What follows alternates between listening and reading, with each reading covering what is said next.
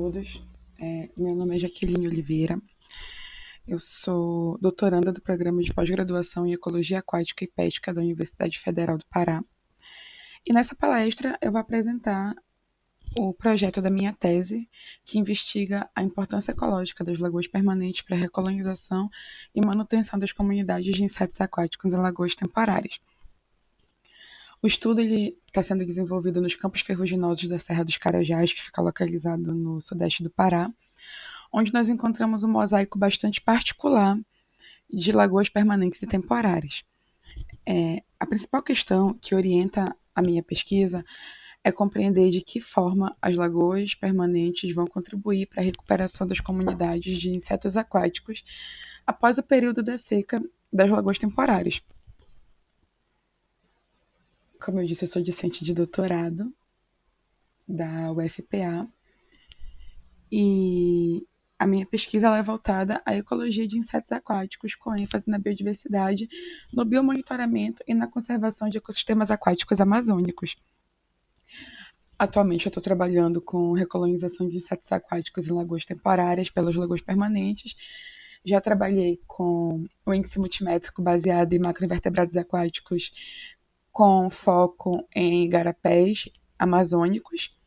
E eu atuo em projetos de pesquisa na Amazônia, que são relacionados à ecologia de riachos, a lagoas temporárias e a conservação da biodiversidade aquática.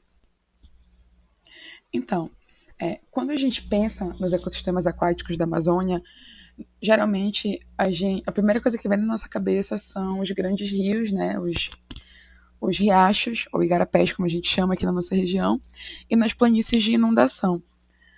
Só que a paisagem amazônica, ela também vai apresentar uma grande diversidade de ambientes lênticos, que a gente coloca dentro desses ambientes aí lagos, lagoas, algumas poças, e outros corpos d'água que são isolados. Esses ambientes eles são formados e mantidos pela interação do clima, do relevo, das características do solo, da cobertura vegetal e da dinâmica hidrológica. E apesar dessa diversidade, boa parte do conhecimento ecológico que é produzido para a Amazônia, ela está muito atrelada aos sistemas fluviais, apenas aos sistemas fluviais. E como consequência disso, as lagoas, principalmente as lagoas que são pequenas e são isoladas, elas permanecem relativamente pouco estudadas. E isso representa uma lacuna muito importante de conhecimento, porque esses ambientes eles podem manter comunidades que são muito particulares. Eles podem também funcionar como área de reprodução, de abrigo e podem contribuir para a diversidade regional da paisagem.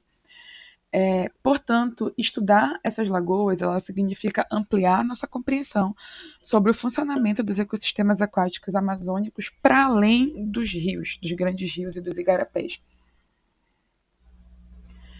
E por que a gente estuda lagoa, né?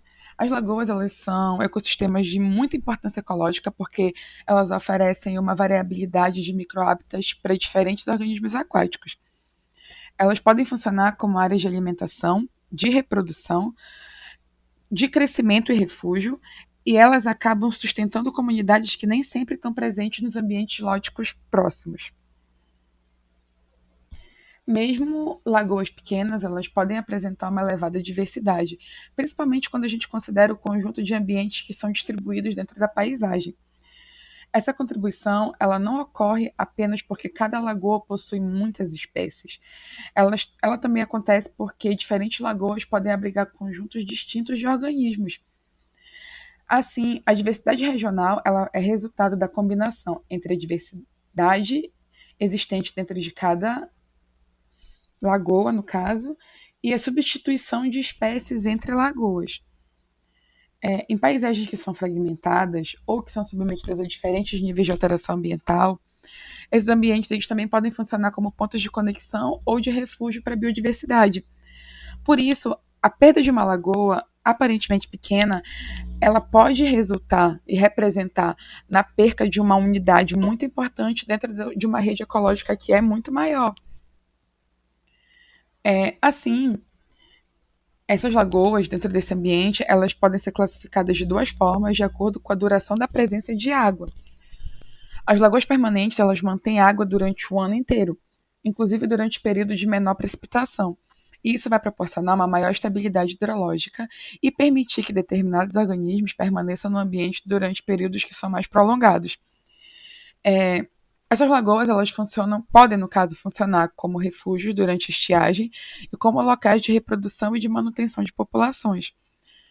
Já as lagoas temporárias, elas apresentam uma alternância entre uma fase aquática e uma fase de seca. Durante o período chuvoso, elas vão acumular água e oferecer hábitats para diferentes organismos. E durante a estiagem, elas podem perder completamente a coluna d'água. A seca, dentro desses ambientes, ela acaba representando um distúrbio intenso, porém muito previsível. E dependendo do organismo, ela pode provocar a mortalidade, a migração ou a extinção local. Quando a chuva retorna, essa lagoa volta a encher e a comunidade ela precisa ser reconstituída. E essa reconstituição ela pode ocorrer de duas maneiras principais.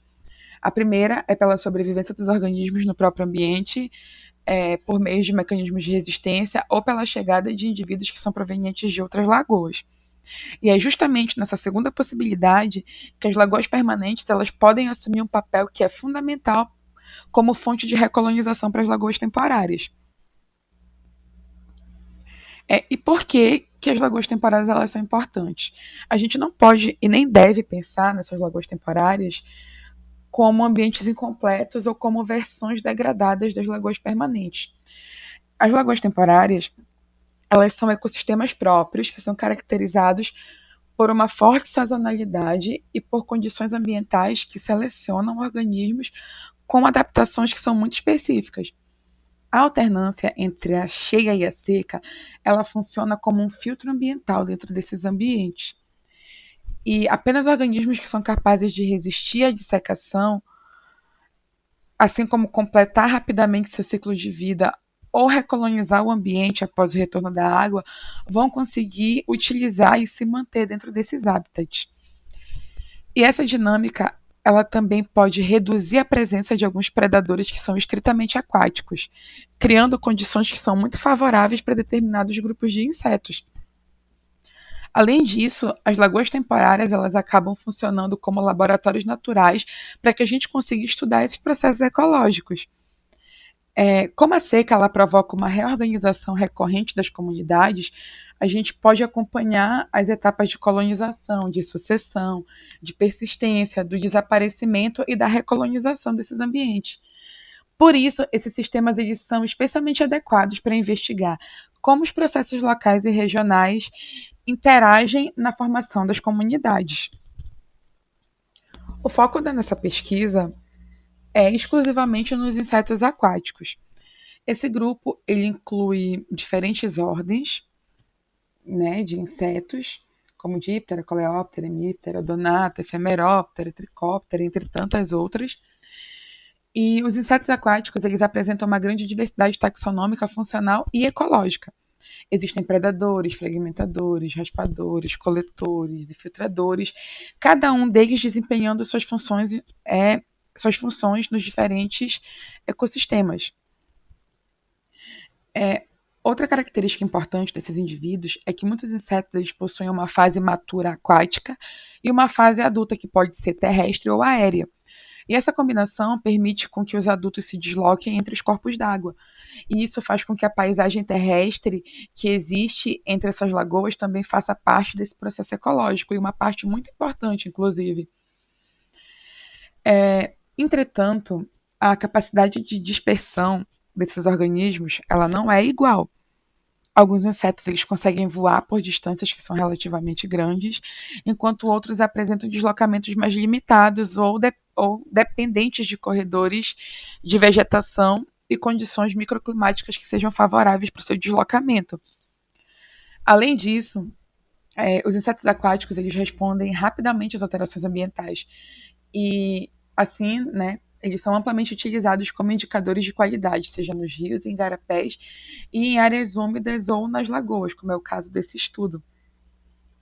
E essas características fazem com que eles sejam excelentes organismos modelo para que a gente consiga investigar a recolonização, a conectividade e o funcionamento das metacomunidades. Né? E o que acontece quando uma lagoa temporária seca?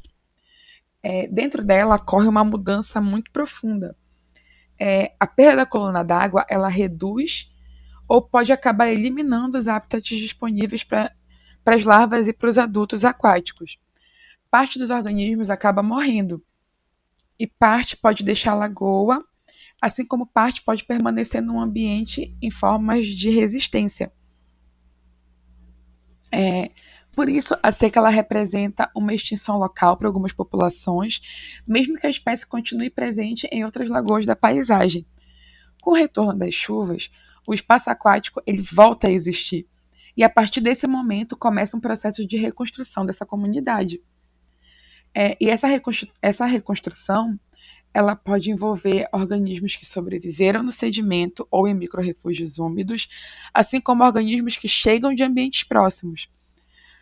A comunidade observada após o enchimento é resultado da combinação entre a resistência local, a dispersão regional e as condições ambientais da lagoa recém-formada. A reconstrução das comunidades ela pode ocorrer através de duas vias que são complementares. A primeira é a resistência local, onde alguns organismos possuem ovos, larvas ou outros estágios que são capazes de permanecer no sedimento ou em microhábitats durante parte do período seco. Quando a lagoa volta a encher, esses organismos retomam o desenvolvimento e reaparecem na comunidade. E a outra via é a recolonização regional. E nesse caso, em particular, os organismos eles chegam de outros ambientes, principalmente por meio da dispersão dos adultos alados. As lagoas permanentes elas podem atuar como fontes porque eles mantêm as populações durante a estiagem. Quando as condições elas se tornam mais favoráveis, os indivíduos que são produzidos nessas lagoas permanentes, eles podem alcançar os ambientes temporários que são recém-inundados. A importância relativa das duas vias pode variar entre taxons e entre as lagoas. Uma lagoa que tem elevada emergência a partir do sedimento, ela pode apresentar uma forte contribuição da resistência local. Já uma lagoa com pouca emergência, mais rápida colonização em campo, pode depender mais da chegada de indivíduos externos. E a minha tese ela procura justamente separar e integrar essas duas contribuições. Uma das previsões mais intuitivas dessa questão da recolonização é que as lagoas temporárias mais próximas das lagoas permanentes recebam colonizadores de forma mais rápida. Entretanto, a distância linear ela não vai explicar todo esse processo. Dois ambientes eles podem estar relativamente próximos, mas separados por uma matriz que é pouco favorável à dispersão.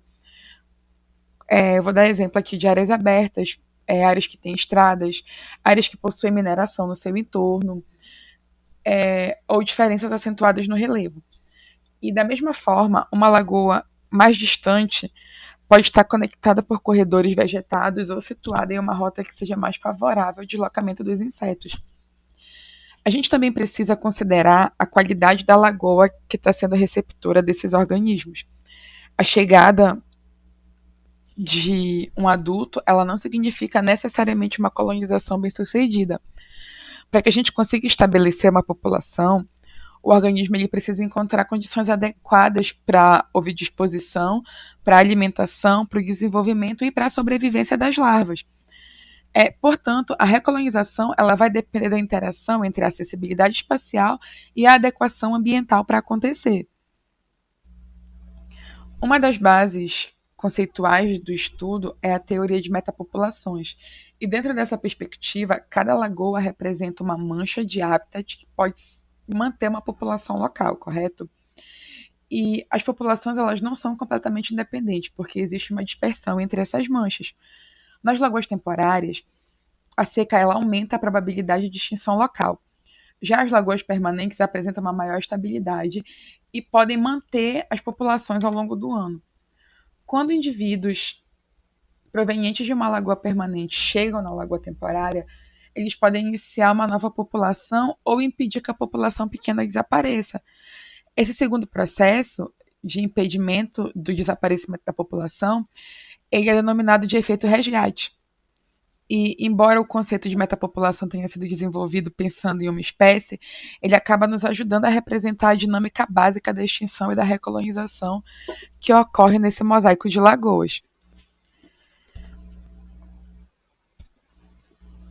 Porém, como o nosso estudo ele não aborda uma única espécie, né, mas toda uma comunidade de insetos aquáticos, o conceito de metacomunidade ele é muito mais adequado, né? Uma vez que uma metacomunidade é formada por diferentes comunidades locais conectadas pela dispersão dos organismos. E nessa abordagem, a composição observada em cada lagoa ela não é determinada por um único processo. Primeiro, é necessário que os organismos consigam chegar no ambiente, e esse é o componente espacial, né, ou regional. Depois, os organismos eles precisam encontrar condições adequadas, e esse é o papel dos filtros ambientais. Também existem diferenças entre as espécies. Alguns táxons com maior capacidade de voo podem responder à paisagem em escalas mais amplas, outros podem permanecer restritos a lagoas próximas. Além disso, as interações como predação, competição e disponibilidade de recursos podem e vão influenciar quais organismos conseguem permanecer nesses ambientes. A estrutura da comunidade, então, ela vai ser resultado da interação entre os processos espaciais, ambientais e biológicos. A Serra dos Carajás, ela apresenta condições especialmente adequadas para investigar essas questões. Lá nos Campos Ferruginosos existe um mosaico de lagoas permanentes e temporárias que estão inseridas numa paisagem com elevada heterogeneidade topográfica e ambiental.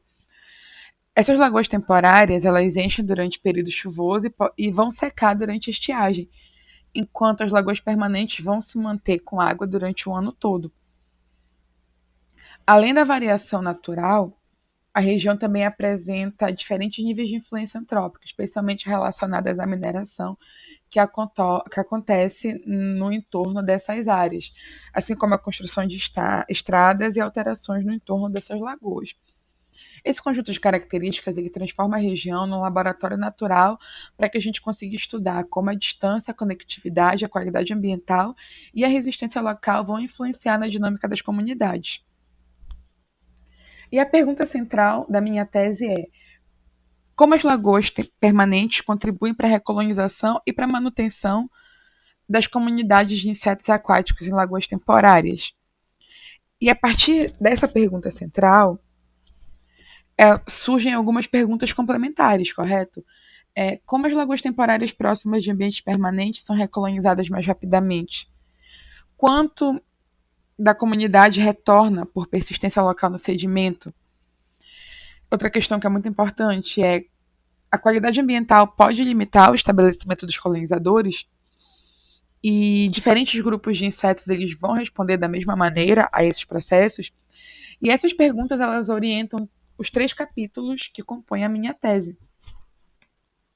O objetivo geral dela é avaliar como os fatores espaciais, ambientais e mecanismos de resistência ecológica influenciam a dinâmica e a recolonização das comunidades de insetos aquáticos em lagoas temporárias da Serra dos Carajás, além de verificar se as lagoas permanentes funcionam como fontes.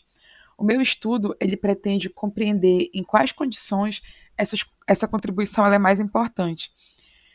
E isso evita atribuir toda a dinâmica exclusivamente à distância entre as lagoas e nos permite construir uma interpretação muito mais integrada do sistema. Para que a gente consiga alcançar o objetivo geral, nós definimos 6 objetivos específicos. O primeiro é caracterizar a composição, riqueza e a abundância das comunidades nas lagoas permanentes e temporárias. O segundo é quantificar a influência da distância e da conectividade sobre a similaridade entre as comunidades. O terceiro é avaliar se as lagoas permanentes podem ser identificadas como habitats-fonte. O quarto é investigar a contribuição da resistência local no sedimento. O quinto é verificar como a qualidade ambiental influencia a composição e a diversidade. E o sexto é integrar esses componentes para identificar a contribuição relativa dos processos espaciais, ambientais e biológicos. Eu possuo 5 hipóteses na minha tese, onde a primeira é que as lagoas temporárias mais próximas das lagoas permanentes vão ser recolonizadas de forma mais rápida e vão apresentar maior riqueza e abundância após o enchimento.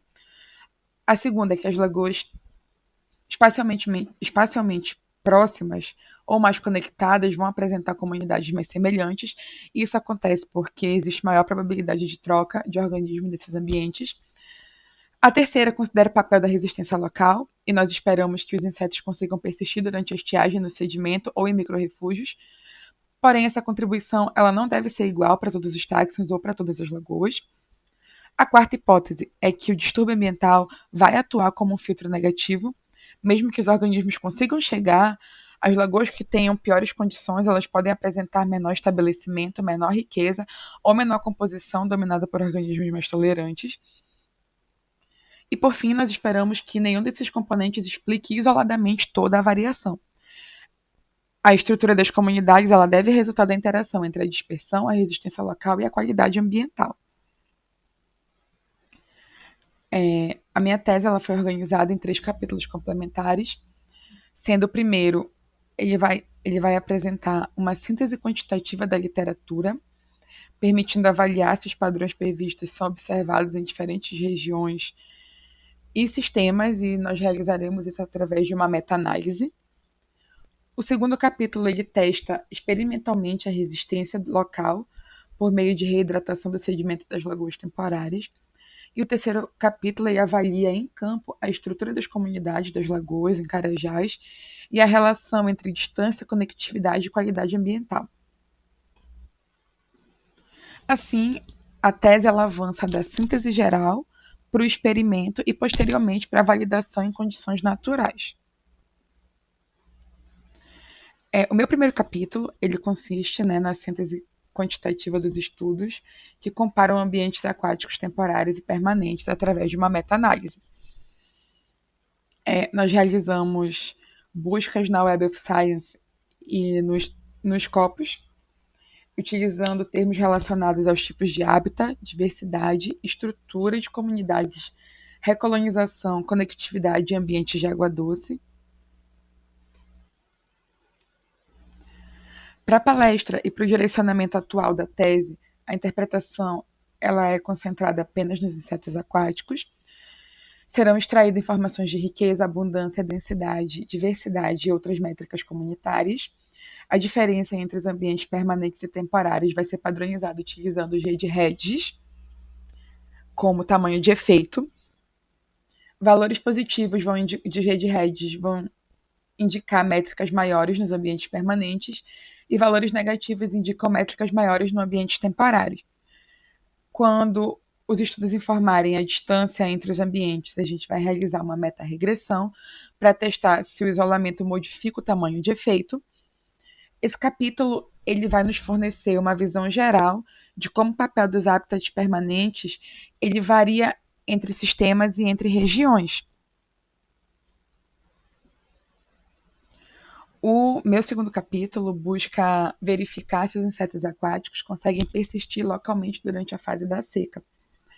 Para isso, nós estamos coletando amostras de sedimento nas lagoas temporárias durante o período de estiagem. Em laboratório, nós estamos realizando padronizações do sedimento e colocando em recipientes transparentes com água que é previamente tratada. São 6 tipos de tratamento que a água passa, para evitar a introdução de organismos externos. Os recipientes eles serão mantidos sob condições controladas e acompanhados regularmente por aproximadamente 30 dias. Todo inseto que surgir, ele vai ser registrado e identificado até o menor nível taxonômico possível. E é importante a gente esclarecer que o termo emergência ele pode incluir diferentes processos, dependendo do grupo encontrado. O objetivo ecológico é que a gente consiga registrar os organismos que retomam sua atividade ou desenvolvimento após a reidratação do sedimento. Esse desenho ele vai nos permitir estimar quanto da comunidade pode retornar sem depender da chegada de colonizadores provenientes de outras lagoas.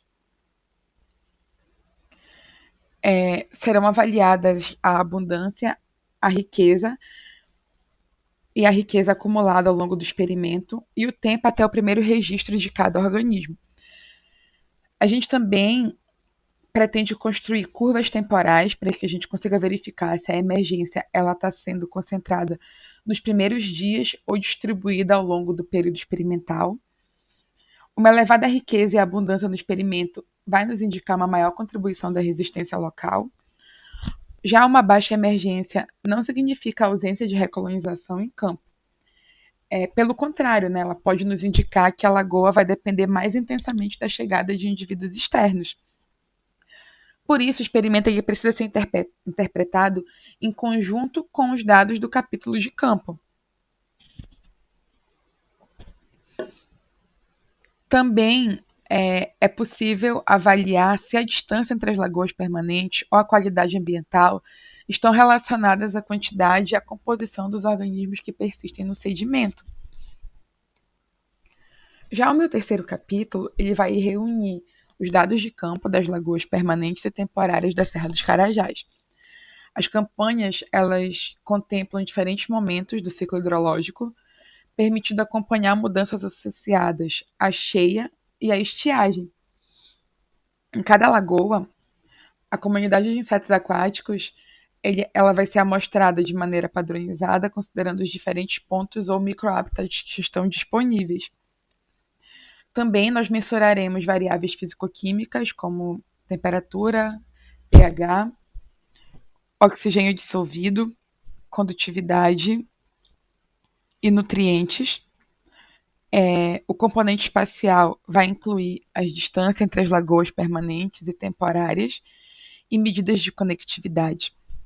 Além disso, nós calcularemos os índices integrados de distúrbio, no caso. Nós estimaremos o índice integrado de distúrbio e para a estimativa desse índice integrado de distúrbio, nós utilizamos dois índices, que é o índice local de distúrbio e o índice do entorno do distúrbio.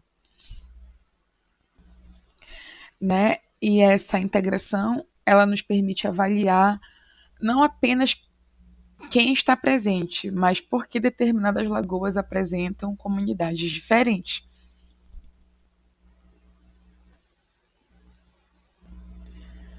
A coleta dos insetos, ela está sendo realizada por meio de subamostras padronizadas em cada lagoa. Nós estamos realizando 5 subamostras em cada lagoa, né? Sempre que possível, a gente considera diferentes microhábitats, né? Como sedimento, vegetação marginal, raízes e áreas com diferentes profundidades.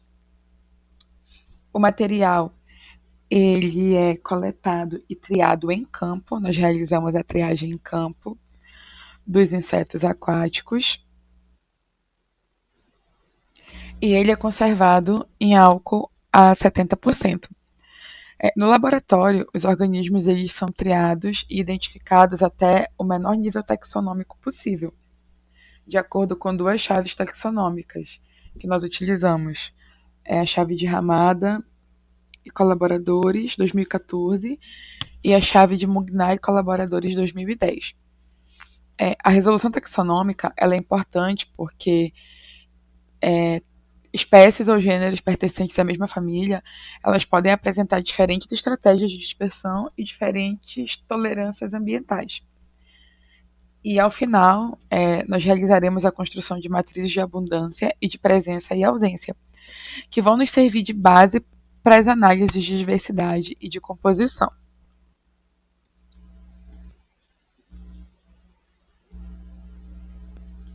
Para que a gente consiga avaliar a qualidade ambiental das lagoas, nós realizaremos o cálculo do índice integrado de distúrbio, que é composto do índice do entorno e do índice local de distúrbio, para que a gente calcule o índice local de distúrbio, nós consideramos alterações observadas nas proximidades imediatas do ambiente, como presença de estradas, solo exposto, estruturas de mineração ou outras interferências humanas, que são medidas através do protocolo adaptado de PEC e colaboradores 2006. Para o índice do entorno de distúrbio, ele nos representa, né, as pressões existentes em uma escala mais ampla da paisagem, porque no índice local nós separamos em um trecho de 150 metros 10 trechos consecutivos de 15 metros. E a gente realiza a estimativa visual até 10 metros da zona ripária. Já para o índice do entorno, nós utilizamos imagens geoprocessadas em um buffer que é centrado bem no meio das lagoas, né, no ponto central das lagoas, para que a gente consiga avaliar, através dessas imagens, como que está a questão da vegetação e o que tem no entorno dessas lagoas. E essas duas informações, elas compõem o índice integrado de distúrbio, que é a distância euclidiana, né, onde o índice local é a abscissa e o índice do entorno é a ordenada. Aí, quanto maior a distância, maior ele está, maior no caso são as pressões que esse ambiente está sofrendo, pressões antrópicas no caso. E essa abordagem ela é importante porque os insetos eles podem responder tanto a condições internas da lagoa quanto à estrutura da paisagem que é utilizada durante a dispersão dos adultos, né? Então, uma lagoa ela pode apresentar uma água com características que aparentemente são adequadas, mas ela pode estar inserida em uma matriz que dificulta o deslocamento. Da mesma forma, a paisagem pode estar relativamente preservada, mas as condições locais elas são inadequadas para o desenvolvimento das larvas. Então é muito importante que a gente faça esse tipo de análise também. Para a análise de dados, as análises elas vão ser organizadas em diferentes níveis. Inicialmente, nós calcularemos as métricas de riqueza, abundância, diversidade e equitabilidade. Para avaliar a composição, nós utilizaremos medidas de similaridade. Breit-Curtis vai ser aplicado aos dados de abundância, enquanto o Jacquard nós utilizaremos para dados de presença e ausência.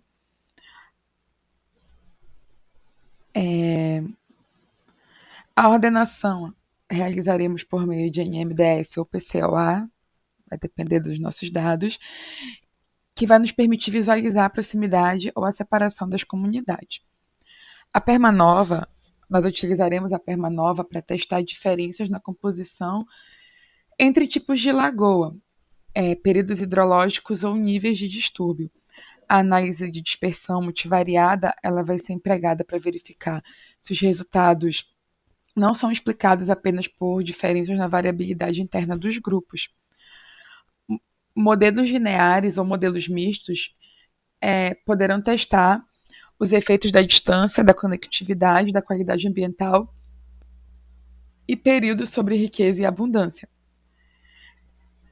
Nós realizaremos uma RDA ou uma CCA para relacionar diretamente a composição aos gradientes ambientais e espaciais, e a intenção final é estimar quanto da variação é explicado pelo ambiente, quanto é explicado pelo espaço e quanto corresponde à interação entre esses componentes. Na nossa primeira campanha, que foi realizada durante a estação cheia, nós amostramos, né, as lagoas permanentes e temporárias, e nós estamos ainda na fase de identificação dessas lagoas, dos indivíduos dessas lagoas. Nos dados preliminares apresentados no projeto original, nós registramos até agora 1.288 organismos em 8 lagoas que foram identificadas. Entre os táxons inicialmente encontrados, nós temos uma abundância muito grande de Chironomides, Perilestes e Belostoma, além de outros grupos de insetos aquáticos. Nesse momento, nós estamos apresentando esses valores como preliminares, porque o número de lagoas processadas e a resolução taxonômica ainda vão ser ampliados. Também é importante que a gente ressalte que esses resultados eles estão sendo utilizados principalmente para que a gente consiga demonstrar a viabilidade da coleta e a existência de uma comunidade diversificada nos ambientes que estão sendo estudados. Nós esperamos identificar quais lagoas permanentes apresentam maior potencial para fornecer colonizadores às lagoas temporárias. Nós também esperamos compreender se a proximidade espacial é suficiente para explicar a recolonização ou se a estrutura da paisagem e a qualidade ambiental modificam essa relação. O experimento ele vai nos permitir estimar a contribuição da resistência local, enquanto o nosso estudo de campo vai nos mostrar o resultado do combinado entre resistência, dispersão e filtros ambientais. Outro resultado importante é identificar taxons que estão mais associados às lagoas permanentes, temporárias, a lagoas mais preservadas e a lagoas mais impactadas. Do ponto de vista que está sendo aplicado, o trabalho ele pode fornecer subsídios para ações de conservação e de monitoramento dos campos ferruginosos. As lagoas permanentes elas podem precisar ser protegidas, não apenas por conta da sua biodiversidade local, mas também porque elas podem sustentar processos ecológicos e ambientes temporários próximos. Da mesma maneira, as lagoas temporárias precisam ser reconhecidas como componentes funcionais da paisagem desses locais, mesmo quando elas estão completamente secas. E a principal mensagem dessa palestra é que as lagoas permanentes e temporárias elas não devem ser compreendidas como ambientes independentes. As lagoas elas podem funcionar, na verdade, como fontes de organismos e de refúgios durante a estiagem. As lagoas permanentes, no caso, né? E as lagoas temporárias, elas podem oferecer habitats únicos que selecionam organismos como estratégias específicas, né? Organismos que possuem estratégias específicas e que vão contribuir para a diversidade regional do local. O sedimento também ele pode funcionar como uma memória ecológica, né? Mantendo parte da comunidade durante a fase seca. E que a paisagem ela vai conectar todos esses componentes por meio da dispersão. Portanto, a conservação dessas comunidades ela vai depender da manutenção de uma rede de ambientes e dos processos que permitem a troca de organismos entre eles, certo? Eu finalizo agradecendo ao meu orientador, o professor Dr. Bruno Spacek, e a minha co-orientadora, a professora doutora Bruna Lodge,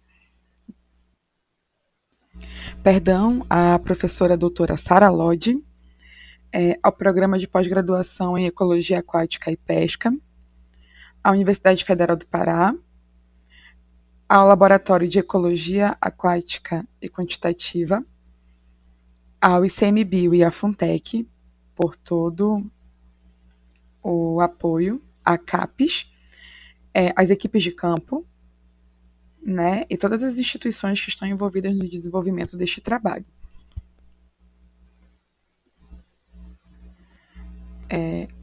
Aqui estão as minhas redes sociais e meu e-mail, caso alguém tenha alguma dúvida ou alguma contribuição. Desde já eu agradeço a atenção. Muito